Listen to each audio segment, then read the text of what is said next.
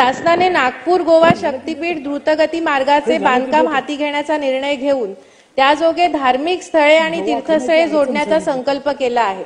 अध्यक्ष महोदय, माझ्या वसई मतदारसंघामध्ये आणि बाजूच्या 4 मतदारसंघांमध्ये तुंगारेश्वर, पाणजू बेट, वसई किल्ला, निर्मळ शंकराचार्याचं मंदिर, तलाव, अर्नाळ्याचा किल्ला, वाघोली जवळचा बौद्ध स्तूप, जीवदानी मंदिर, गणेशपुरी, वज्रेश्वरी, ढाणूसी महालक्ष्मी मंदिर अशी अनेक धार्मिक स्थळे, धार्मिक तीर्थस्थळे आणि ऐतिहासिक स्थळे आहेत। अध्यक्ष महोदय, मी या निमित्ताने शासनास विनंती करते की या सगळ्या ऐतिहासिक स्थळांना आणि धार्मिक स्थळांना जोडून एक सुंदर पर्यटनाचा असा विकास आराखडा तयार करण्यात यावा आणि त्यासाठी शासनाने प्रयत्न करावे।